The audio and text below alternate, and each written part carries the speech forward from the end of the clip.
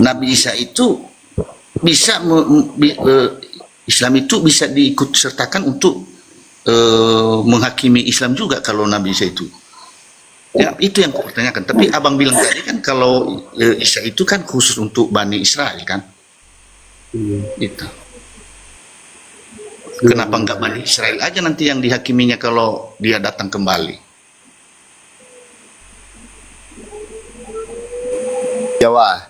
Jawab dakwah.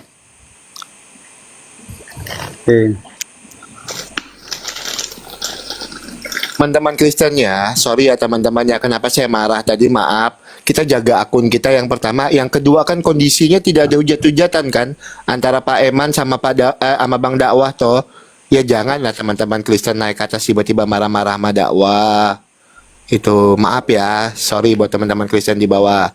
Bang Oki minta maaf. Biar teman-teman aja nanti yang nilai.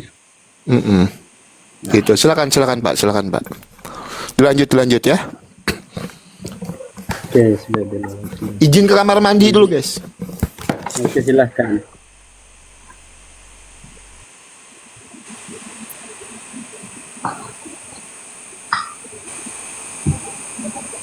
Sudah dulu Bang. Kita cari data dulu. Iya Bang, nggak apa-apa.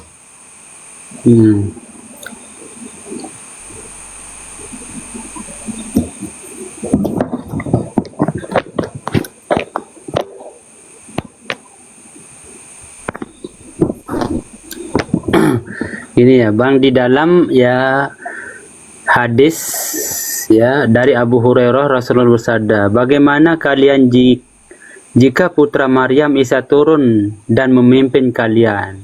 Ya, menurut Ibnu Abi Zaib, Nabi Isa tersebut mengimami umat Islam dengan Al-Quran dan Sunnah Rasulullah Muhammad SAW. Ya, Isa tidak datang kepada orang-orang di bumi sebagai seorang rasul atau nabi yang diutus, dan tidak pula dengan hukum baru, karena Nabi SAW adalah penutup para nabi. Syariatnya menghapus semua syariat sampai hari kiamat. Nabi Isa akan mengambil hukum darinya. Sementara itu, Imam As-Sayuti dalam Al-Hawil Fatwa menjelaskan sebagai berikut. Isa datang di akhir zaman untuk memerintah dengan hukum Nabi kita Sallallahu Alaihi Wasallam, Al-Quran dan Sunnah. Ya, ia akan menghukumi, ia menghukumi dengan syariat Nabi Muhammad Sallallahu Alaihi Wasallam, yaitu Al-Quran dan Sunnah.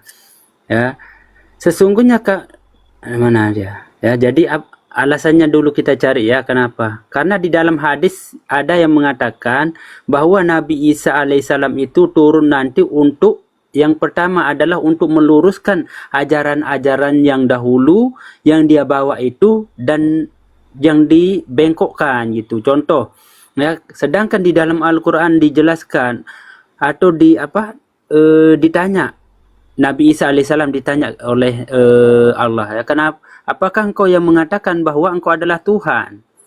Nah, itulah yang akan diluruskan oleh Nabi Isa alaihissalam.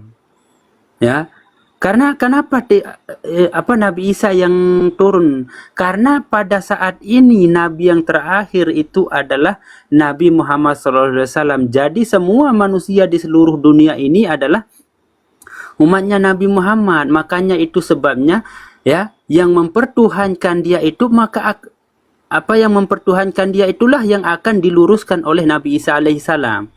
Ya, ya. Mengapa Nabi Isa diturunkan? Oke, ini coba kita buka nih ya. Pak Eman, dakwah, aku maaf sambil makan kerupuk ya, lapar, belum makan. Siap. Oh. Ya. Oke, ini nih. Coba kita baca ya. Lalu mengapa Nabi Isa alaihissalam diturunkan kepada akhir zaman? Ya, di dalam kitab Al-Ulama Al-Mujaddidun ya rahimullah al-maghfurlah Syekh Maimun Zubair As-Sarang yang mengutip dari kitab Umdatul Qari memaparkan setidaknya ada beberapa alasan daripada pertanyaan di atas. Berikut adalah penjelasannya ya, sesuai dengan apa yang katakan. Karena untuk mematahkan atau menolak klaim orang-orang Yahudi yang mengklaim bahwasanya Nabi Isa alaihissalam telah dibunbun. Nah, itulah sebabnya yang pertama diturunkan. Ya. dibunbun dan disalib. Padahal di dalam Al-Quran sudah mengatakan wama solabuhu wama kotaluhu wama solabuhu. Nah, itu alasannya pertama. Dia akan meluruskan bahwa dia itu benar-benar tidak dibunbun dan disalib itu. Kalau menurut pemahaman Islam, ya. Karena yang kedua, karena agar kewafatan Nabi Isa alaihissalam sama seperti umumnya manusia. Karena secara pemahaman Islam, Nabi Isa alaihissalam itu belum wafat, belum maut, ya, belum meninggal. Makanya dia turun lagi ke dunia ini untuk, ya, sesuai di dalam surah apa, ya, itu mengatakan di sana kesejahteraan pada hari kelahiran dan hari kewafatannya. Maka supaya dia sama seperti manusia biasa seperti kita itu wafat, ya. Itu yang kedua. Yang ketiga, karena Nabi alaihissalam pernah berdoa kepada Allah Subhanahu saat mengetahui sifat-sifat Nabi Muhammad SAW dan umatnya agar dapat menjadi salah satu daripada umatnya. Nabi Muhammad itu sebabnya di dalam hadis yang saya sudah bacakan tadi, kenapa Nabi Isa alaihissalam itu turun? Dia ingin menjadi umatnya Nabi Muhammad, ya, karena dia yang menjadi pemimpin nanti menjadi imam.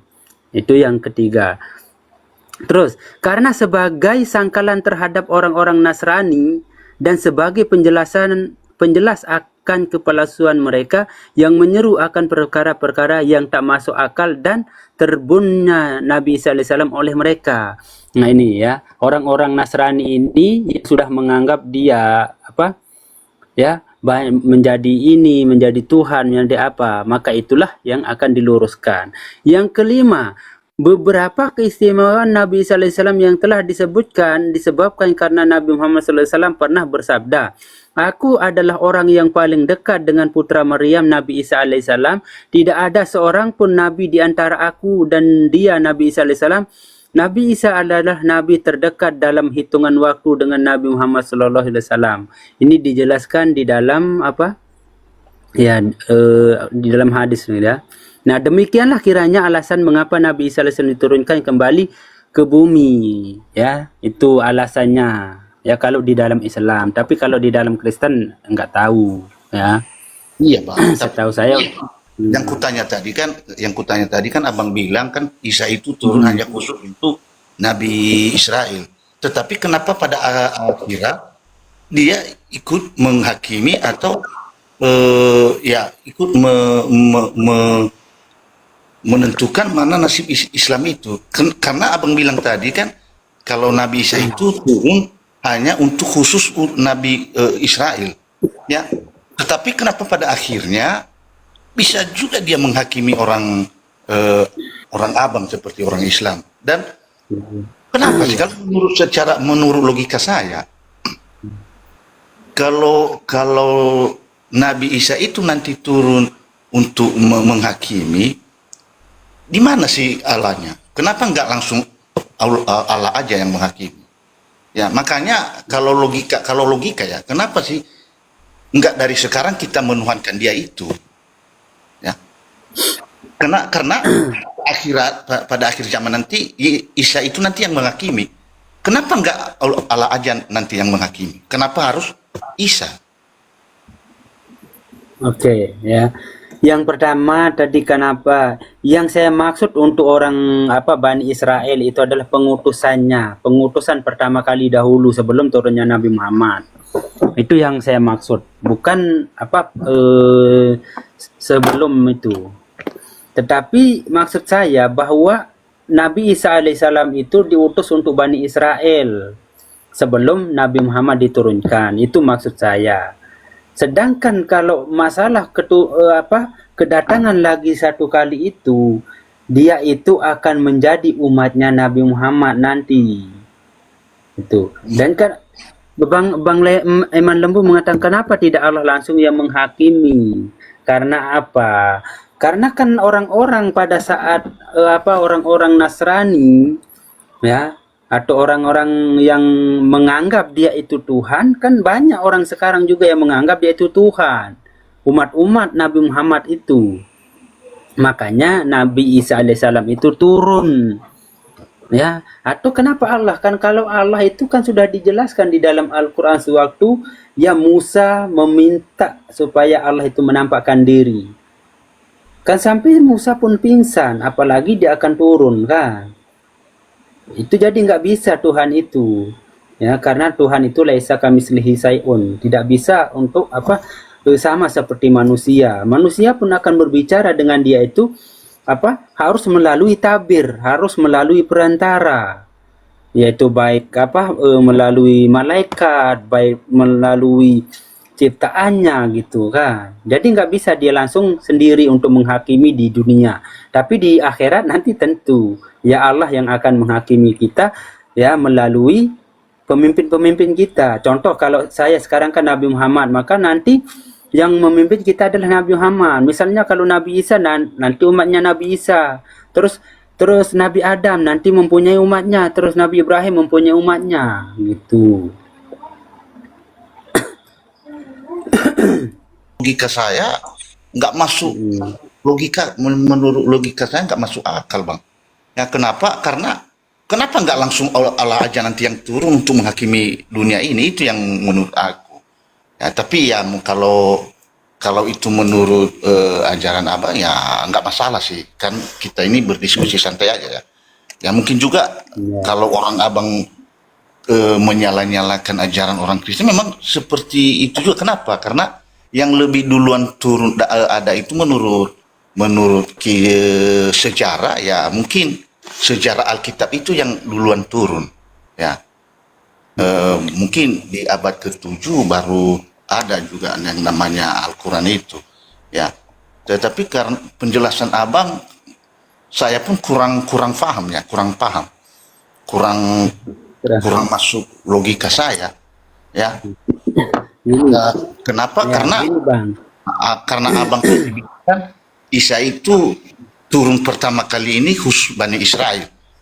Tapi kan Benar-benar. kenapa enggak Bani Israel aja nanti yang dihakimi atau yang dijatuhkan hukuman nanti kalau menurut orang ajaran Abang khusus Bani Israel? Kenapa ada sangkut paut di Islam ya?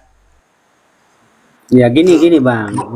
Dia Soalnya ya kalau menurut Islam itu adalah ya Nabi Muhammad itu adalah rahmatan alamin. Jadi saya tidak mengutus engkau Nabi Muhammad melainkan sebagai rahmatan lil alamin. Jadi semua ya makhluk semua manusia itu adalah umatnya Nabi Muhammad.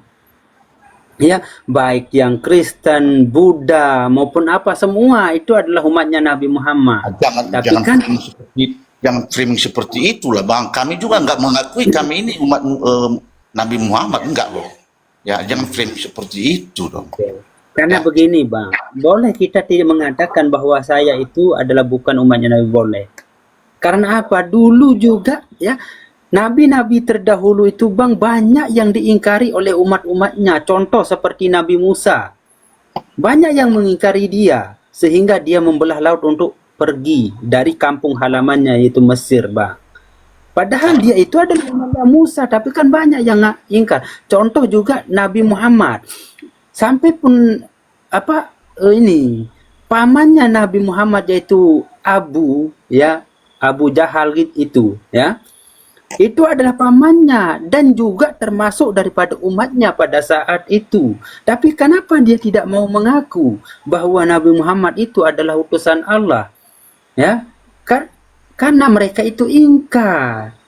Sama juga sekarang, walaupun semuanya manusia ini adalah umat Nabi Muhammad, banyak yang mengatakan karena mereka itu ingkar. Karena sudah dijelaskan di dalam Al-Quran, orang-orang Wahyudi, orang-orang Nasrani itu ada yang beriman dan ada juga orang yang ingkar. Dijelaskan di dalam Al-Quran, Bang. Ya, jadi mereka pun mengerti bahwa mereka itu aku bilang sama Abang tadi kan, kalau kami nggak mengakui, ya karena Abang bilang kan semua manusia di dunia ini kan umat Nabi Muhammad. Kami nggak mengakui, Bang. Kenapa sih? Karena di dalam Alkitab kami juga berkata, ya apakah kami salah berkata seperti ini? Nanti kalau dibilang nanti penistaan ya jangan ya.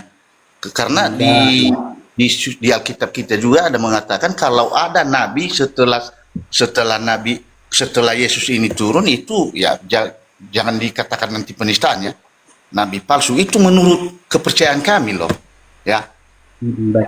Makanya kami nggak mengakui Nabi Muhammad itu sebagai kami ini umat Nabi Muhammad.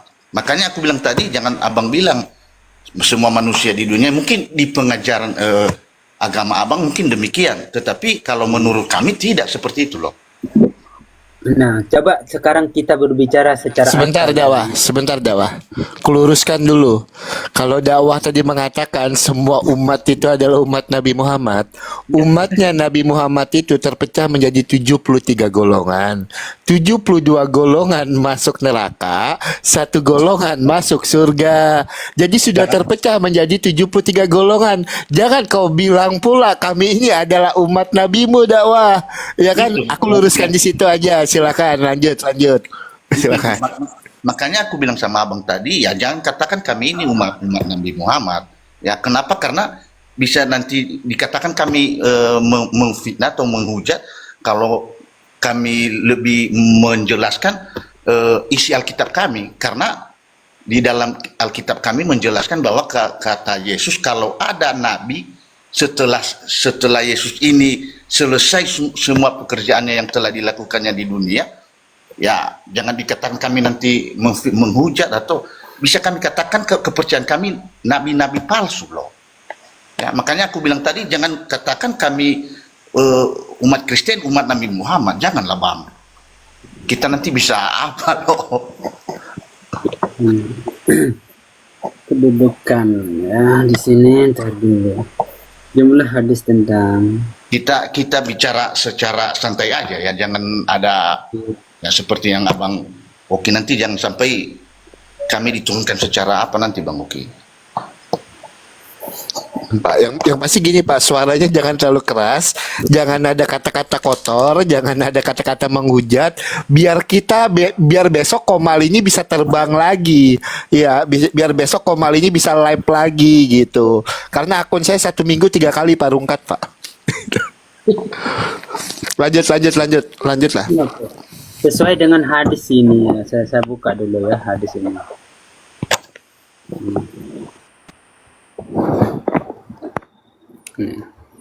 Ya.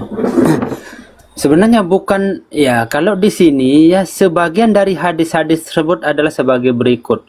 Hadis pertama, hadis Abu Hurairah radhiyallahu anhu. Di sini yang artinya dari Abu Hurairah radhiyallahu anhu berkata, Rasulullah sallallahu alaihi wasallam bersabda, kaum Wahyudi telah terpecah menjadi 71 golongan atau 72 golongan, dan kaum Nasran telah terpecah menjadi 21 atau 72 golongan, dan umatku akan terpecah menjadi 73 golongan. Ya, keterangan hadis ini diriwayatkan oleh Abu Daud, Kitab As-Sunnah, ya bab Sahurus Sunnah nomor 459. Dan lapas hadis ini di atas adalah lapas Abu Daud. Ya, jadi bukan umat Islam saja nanti yang terpecah juga. Ada ini ya, Wahyudi dan Nasrani. Ya, tapi kan sekarang kita termasuk, karena begini ya Bang Lemon ya. Karena sekarang kan gimana ya, saya akan jelaskan. Lemon. Oh ya. Eman lembu ya. Eman lembu. Karena apa? Kalau menurut Islam bahwa nabi terakhir itu adalah Nabi Muhammad. Ya. Sama juga kalau di dalam apa Alkitab entah apalah, entah nabi lah apa ya. Itu nggak tahu saya ya. Apakah ya Yesus itu yang terakhir atau apa? Saya pun nggak tahu ya.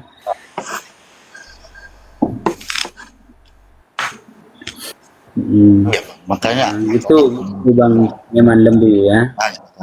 ya mungkin makanya aku bilang tadi jangan abang katakan kami ini juga umat Nabi Muhammad ya, jangan. Kenapa? Karena kami nggak mengakui loh bang. Ya, saya mau lihat, aku mau lihat air dulu ah.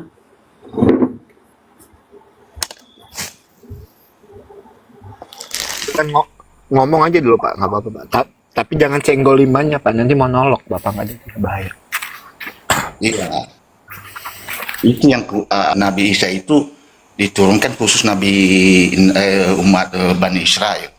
Ya kenapa pada akhir zaman atau pada hari dia datang kedua kalinya itu buat untuk menghakimi umat semua manusia di dunia.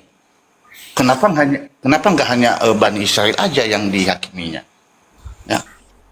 Makanya saya pun nggak masuk akal kalau dia turun kedua kalinya buat menghakimi semua manusia di dunia kalau karena narasi pertama tadi khusus Bani Israel. Iya, betul. Nanti biar dakwah Islam yang menanggapi itu. Nah, aku mau tanggapin dulu typingannya. Bang Oki kok bisa ya suka sama si dakwah Islam ini? Ajarannya yang mengatakan orang Kristen pengikut nabinya.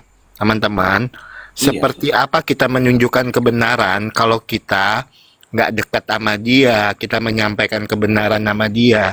Seperti apa dia mau terima Tuhan Yesus kalau kita membenci dia? Bukankah Kristen sendiri mengatakan, kasihilah musuhmu dan berdoalah bagi orang yang menganiaya kamu? Dan dakwah ini selama berdiskusi, dia masih baik. Dia tidak ada menghujat. Saya nggak mungkin dong membenci orang yang tidak membenci saya. Masa saya harus membencinya? Makanya kita luruskan ajarannya. Kita sampaikan kebenarannya. Begitu loh. Ya, Kak Mian ya. Seperti itu ya.